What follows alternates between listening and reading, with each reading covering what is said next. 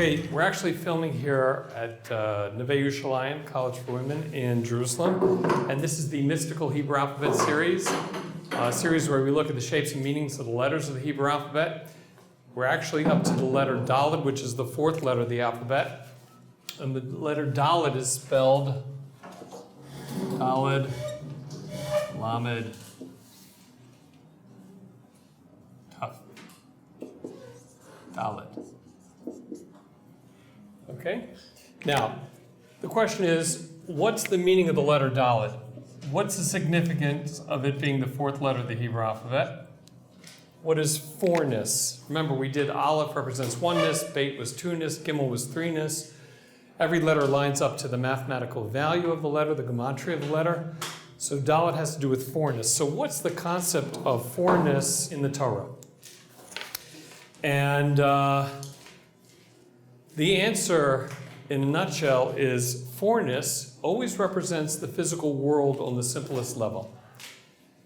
Dalet we're going to call the letter of simple physicality. Now, why is Dalet simple physicality?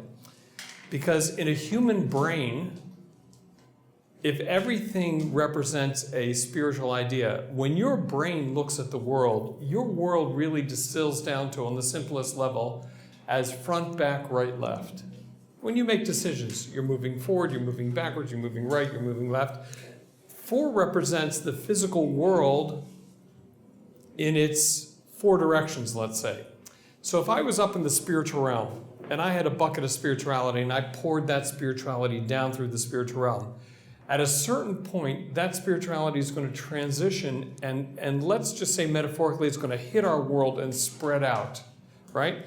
If that spiritual flow is, if the board is on the ground and the spirituality is flowing into our world. Now, this is just a metaphor, but it's going to hit our world, and it's going to transition as if our world was almost two-dimensional, right? Those are the 4 directions, so to speak. In your brain, your world's really front, back, right, left. Why? We're not birds, we don't fly. We're not moles, we don't tunnel into the ground. We really live within a front, back, right, left world. As a matter of fact, when you learn a little Torah, you'll see that our brains like to use up and down, not as physical directions per se. We tend to think in terms of spiritual growth or spiritual damage. In other words, if I learn Torah and do mitzvahs, I will elevate myself. There's an up. If I lie, cheat, and steal, I'll fall to lower levels. So we're going to look metaphorically as up and down as if it were spiritual directions. But in the physical world, we're going to work front, back, right, left. And that's why, metaphorically speaking, you'll see in the Torah, or at least in the book of prophets, God says, even though sometimes you may be exiled, sometimes you may be spread out among the nations, don't worry, I'll never forget you. I'll bring you back from the 4 corners of the earth. Now, we know the earth is round, doesn't have corners, but in the Torah's metaphor, 4 always represents the physical world on its simplest level, so God's ingathering us back from those 4 directions.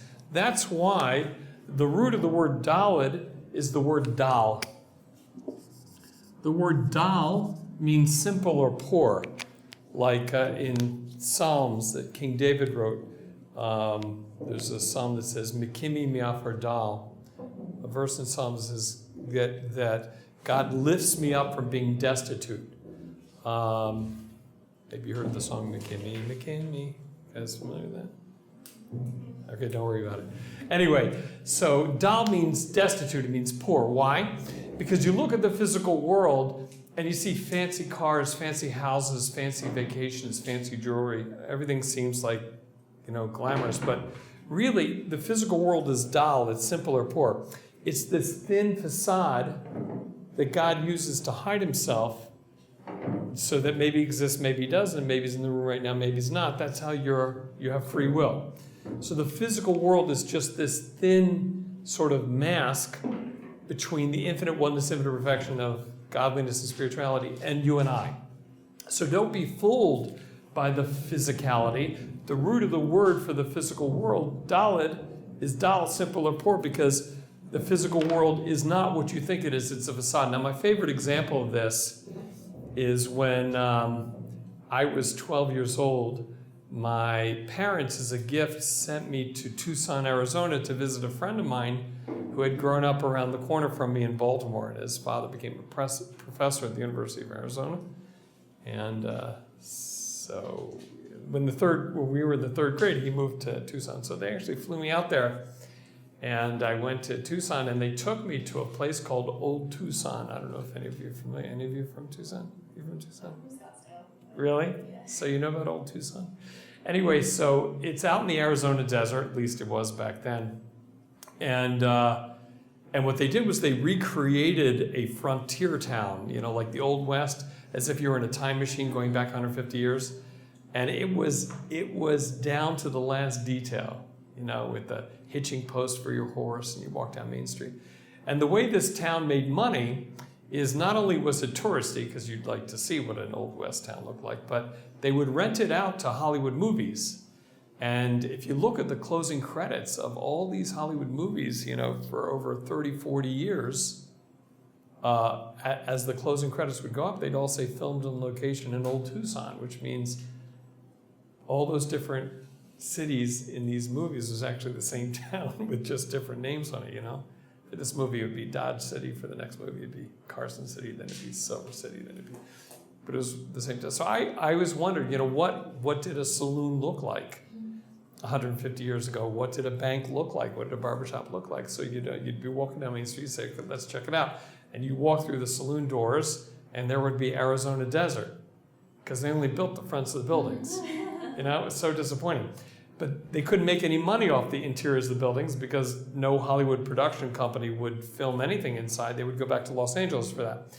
So that's like the physical world. It's really the fronts of buildings. That's why it's Dal. The whole world is like this facade where you think, wow, it's so impressive. And Hashem says, no, it's just this thin, simple or poor mask I hide behind to create that free will. Anyway, that's the root of the word Dalet.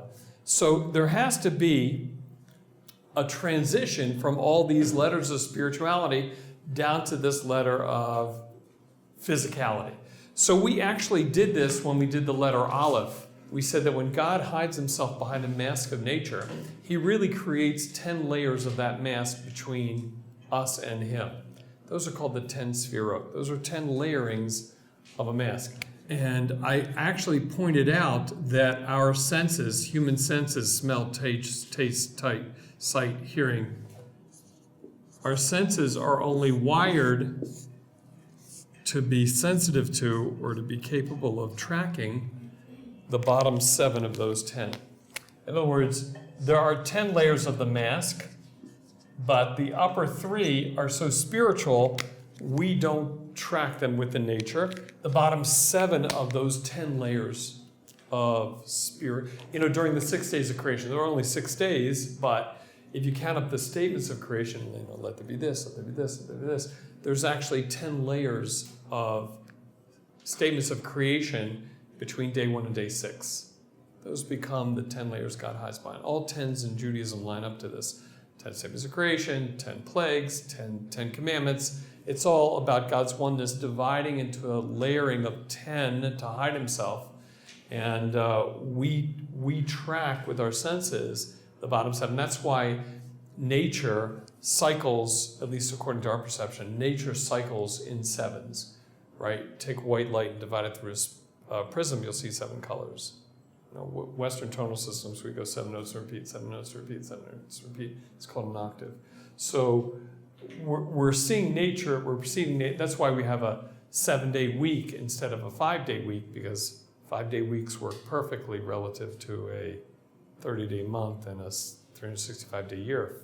5 is mathematically is perfect. You'd have perfect 6-week months, perfect 71-week years, but we're following a 7-day week because we're tracking nature in the bottom 7s.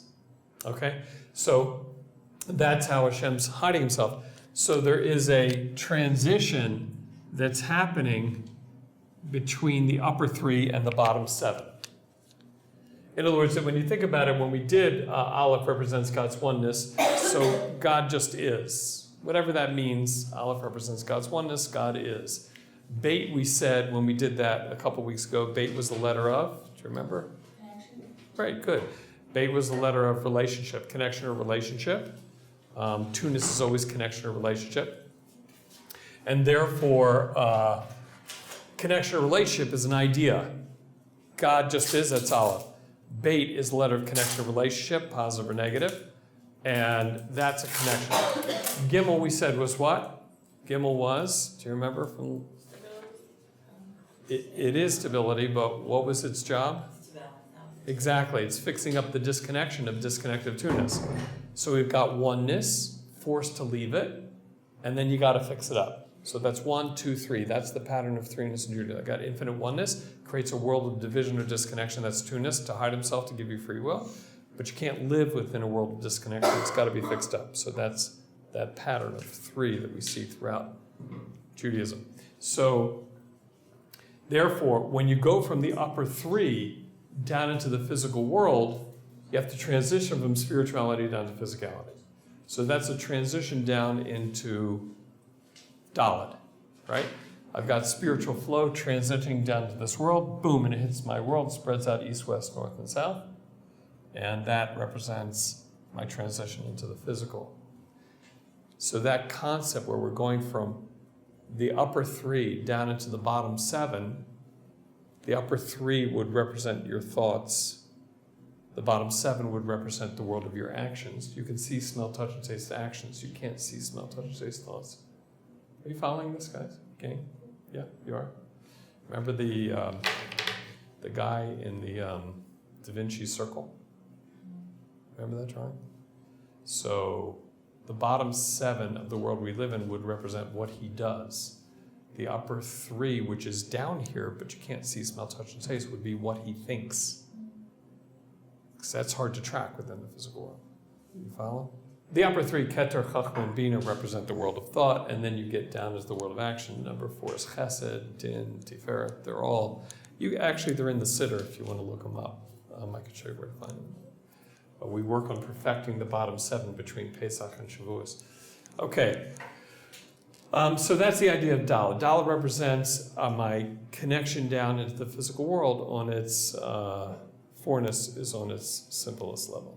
So the physical world is Dalet. That's why, by the way, that spiritual transition from the world of thought down to the world of action, or the world of the upper 3 down to the bottom 7, is why the word Dalet in Hebrew, if you just vowel it slightly differently, the word Dalet is also the word Dalet. It's the doorway. It's a transition between the spiritual and the physical. Dalet is a doorway. Okay, so that's me moving within the physical world, front, back, right, and left. That's my relationship to the physical world on its simplest level. Yeah. So it represents the relationship to the physical world, not the physical world itself. No, it's the letter of simple physicality. It is a physical letter. Because I remember when you were doing Aleph, you said that like the middle one. Yeah, that was a little different, right? Because that's further down the alphabet. That represents a completion. That's a later stage. Because the mask wasn't finished in 4 days. The mask to complete itself had that third dimension in it, right? So that was that sixness of the bottom of that we did back now. That's further. This is simpler. Okay? Other question? That was a good question. Any other questions on this? Okay, fine. So now, I'm going to take you back to high school math.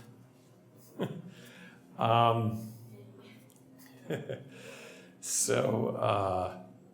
guess about 250 years ago, there was this French mathematician who was also a philosopher, because back in those days, all sciences were philosophies.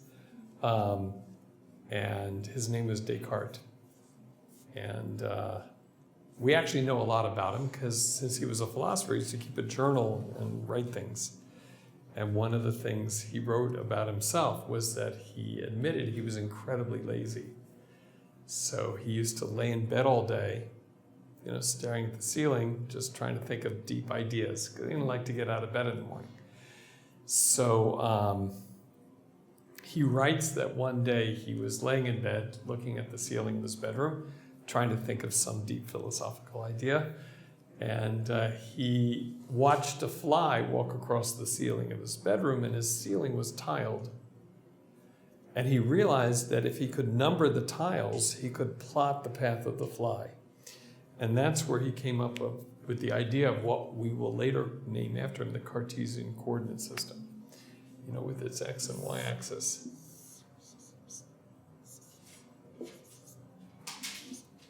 It was all because of a fly. That's why your graph paper tends to have little grids. Do you know what I mean by that? Because those were the tiles in his ceiling, and he just, you can number one, whatever. You can, right? So, what's the use of a Cartesian coordinate system? Once you can label the grid so that you can plot equations. So x plus y equals 4 is a straight line, and x squared plus y squared equals 4 is a parabola. Remember this? Let's just come back.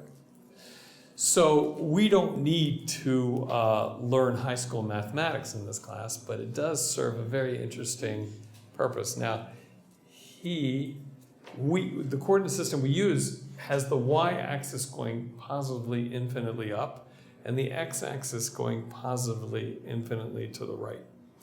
And the question is why? And that's not a mathematical question. That's really a cultural question, because really the axis of a coordinate system can go in any direction you want, meaning y could go positively down and x could go positively to the left, and it will not change the plot of the equation. X plus y equals 4 will stay a straight line, and x squared plus y squared equals 4 will always be a parabola. So a mathematician will tell you you can label it any way you want. Doesn't make any difference. So why is y going up and x going to the right? And I think the answer is not mathematical. I think the answer is cultural. Because, for example, in a human brain, when you look down, you always see a limited world, right? There's always something about 5.5 feet below your eyes. It's either a floor, it's dirt, it's ground, it's something. So down always represents a world of limitation. So we don't think infinitely down, but you walk outside and you look up and you see billions of galaxies, and you realize each galaxy has billions of stars, and up in a human brain tends to speak forever. And that's why when we create charts of godliness, even though God's infinitely everywhere, we like metaphorically saying God's up, or heaven is up, right? And we're down here. So of course that's just a metaphor. But it works really nicely for a human brain, because that's the message you keep bombarding your brain with. Down is limited, but up speaks forever. So we're allowed to use those kind of metaphors. We're allowed to talk about God up in heaven, so to speak, metaphorically, right? Even though he is everywhere. Okay? So therefore, it makes sense that y would go infinitely up, because that's how a human brain looks at the world. So if you're going to have a positive direction, unlimited positive would speak up. Unlimited positive doesn't make sense going down in our brains. Okay, so far so good. And why would the x-axis go infinitely positive to the right? Again, I think it's cultural. Human beings have a right-handed bias because a majority of us are righties. I forget what the percentage of lefties is, but it's actually pretty small. So we tend to look at right as the positive direction. That's why in English, right came to mean correct, which is not fair to lefties, but there are lots of famous examples of this. What does it mean when we say you're dexterous? It means that you're good with your hands, right? But really, the word dexter means right. I think it's Latin. So when we say you're dexterous, we mean you're good with your hands. All we mean is really, literally, is you're a righty. And when you're ambidextrous, and you can use both hands equally, we just mean you have two right hands, right? So that's all cultural. I remember the word for, I think in Latin, for left is sinister. And it started evolving into something as like evil or corrupt or, so that just meant really literally it was a lefty. So therefore we have a right-handed bias in our society. So if there's going to be a positive direction, might as well make the x-axis going positively to the right. Now, from a Torah perspective, we like that one also because our brain does think positively, infinitely up. We like that one. And in Jewish mysticism, your right side is your chesed side. And therefore, the reason why people tend to predominantly be stronger on the right side is a reminder that we're here to do chesed. Chesed is giving. It's what can I do for you? It's how can I help you, right? We discussed this actually in the letter Gimel when we compared Avraham and chesed to Yitzchak and Din. So chesed is how can I help you? The chesed side is the giving side. We believe that God is an infinitely perfect giver. God created the world to give good. He's not getting anything back from it. And therefore, we tend to emphasize the right side to remind ourselves that we're here to be givers. As a child growing up, we're all takers. Feed me, clothe me, entertain me, whatever it is. Children are like black holes. We suck up everything from everybody. And to transition to a place where you don't look at the world as being here to serve you, but you're a giver, makes you more godlike. And of course, that's a transition we all try to make before we get married because it makes for better marriages. But so you want to be a giver. So we tend to emphasize things on the right side, like, I'm a righty, so when I make Kiddush, I hold the Kiddush cup in my right hand. That's my stronger side. That represents my ability to be a giver. And, you put your right sleeve on first or your right shoe on first, whatever. We're always trying to emphasize, I'm here to be a giver, I'm here to be a giver. We have all these subtle things to remind ourselves of that. So a left side is your side of din. Din is rules and limitations. The left side would be the side of din. Din is setting rules. Din is setting limits. Din is sometimes referred to as strict justice. A court in Hebrew is called a beit, a house of din, a beit din or beis din. So therefore, rules and limitations are necessary to keep the world functioning correctly, but it's not essentially what you're here for. You're not here to be a policeman. You're here to emulate God's giving, even though God runs the world with rules and limitations also. But that's not the essential relationship God has with creation. So therefore, I'm here to be a giver. That would emphasize my right side. My rules and limitations really are designed to make my giving stronger. In other words, let's take child raising. As a parent, I do chesed constantly for my children. I feed them, I clothe them, I get them up, get them dressed, get them up to school, make a lunch for them or whatever the case may be. Chesed, chesed, chesed. Why do I have rules? You don't get dessert unless you eat your vegetables. That's a rule. You can't go to sleep without brushing your teeth. That's a rule. Why do I have rules? Not because that's my essential relationship with my children. It just makes my ability to give them much better if I can keep them healthy and functioning correctly. So the rules are making the rules and limitations on my left side are designed to make my chesed, my right side, stronger. Does that make sense?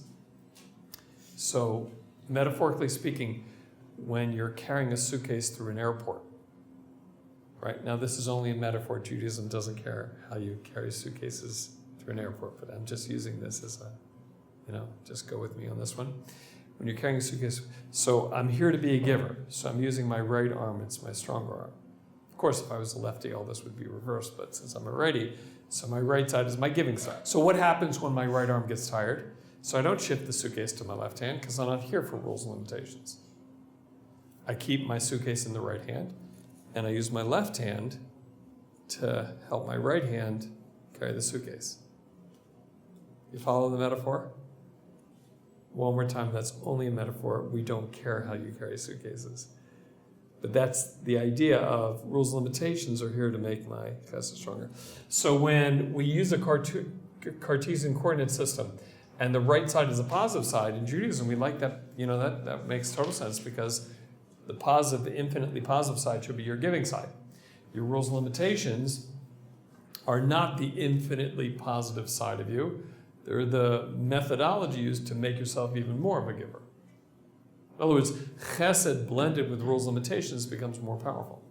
Yeah? This is going to be a bit of a jarbled question, but does the placement of the Dalet in Hesed and Din mean anything about the relationship of Dalet to those concepts? You mean because this is at the end and this is the beginning? I don't know. Good question. I don't know.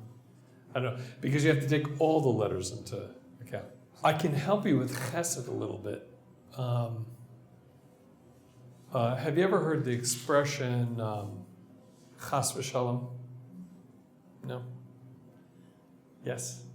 The loose translation of chas v'shalom would be, God forbid, like, you say to a kid, don't run, you might trip, chas v'shalom. Or wear a coat when you go outside, it's really cold. I don't want you to catch cold, chas v'shalom. So what's the English equivalent of that? God forbid.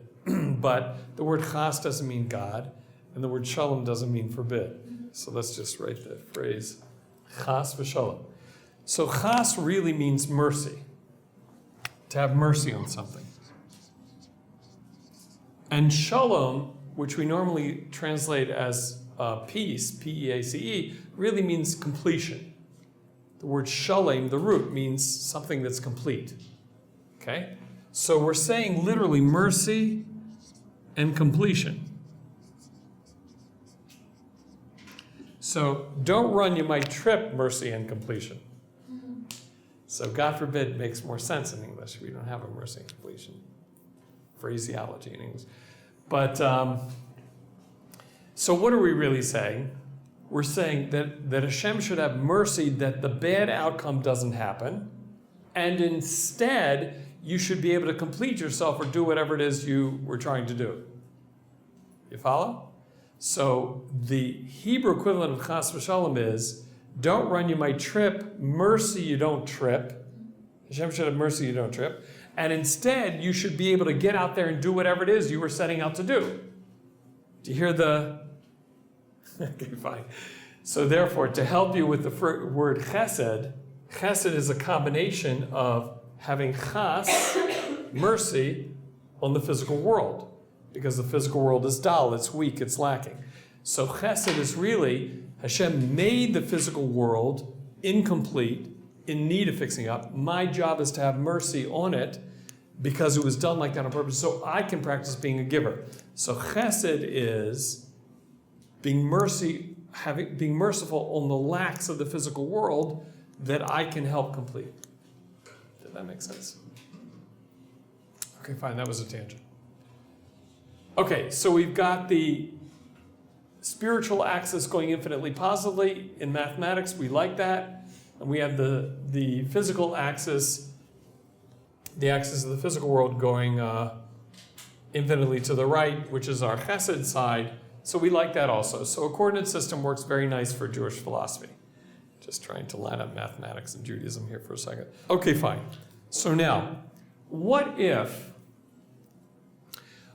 we look at a coordinate system, not from a human perspective where everything is going infinitely up and the stronger side is the chesed side to the right. What if we look at a coordinate system from God's perspective? Pretend you're like God. So what would a coordinate system look like? Because from God's perspective, let's go back to our drawing, right? Let's put Hashem up, God's up, metaphorically. The spiritual realm, heaven, has lots of levels. Let's call this the bottom of the spiritual realm. Okay, this level here. And therefore, from here down is a universe with its billions of galaxies. Each galaxy has billions of stars. Here's a human being down here on the planet Earth. Now, what would a coordinate system look like from God's perspective? Well, there can't be an up. Because if you're going to call spirituality up, God is the sum total of all ups. There's no up from God. So any spiritual flow from God, if you're going to talk coordinate systems, has to be down, because there's only an up from a human perspective. Does that make sense? So therefore, if we're going to do a coordinate system from God's perspective, everything is coming down. Okay? Make sense? Okay, good. Now, we know that God has no needs or lacks, and God did not create the world for entertainment value. God was not bored, so he created the universe with billions of galaxies just to have something to do. God was not lacking anything. The universe or human beings can't do anything for God. When you learn Torah and do mitzvahs, you don't make God better, so to speak. You can't complete God. God's already complete. So therefore, if he created 100 billion galaxies, each galaxy has 100 billion stars, and put you in that, It's because it's coming from an infinitely perfect, totally chesed perspective. It's just because God is infinitely good and wants to give you some of that good. He's getting nothing in return. So therefore, if God's on the board and you're looking at godliness, not only is everything flowing down from godliness, but everything's coming from God's chesed side, if you can talk metaphorically as if God has sides, which he doesn't. But since everything that God's doing for us is coming down from a pure giving perspective, because there's no taking by God, then we'd have to make it coming from God's right side. Okay, it's only a metaphor. Now remember, God's on the board, so you have to reverse your directions. God's right side is that way. You're looking at it. Your right side is the other way. Okay, with me? So everything's coming from an infinitely chesed place. Perfect giving, universe, you in it, total giving. Now, the problem with that is that God's good is so infinitely perfect and infinitely overwhelming that if everything flowed down into your world from an infinite chesed perspective, it would destroy creation. Because too much good is also not good for you.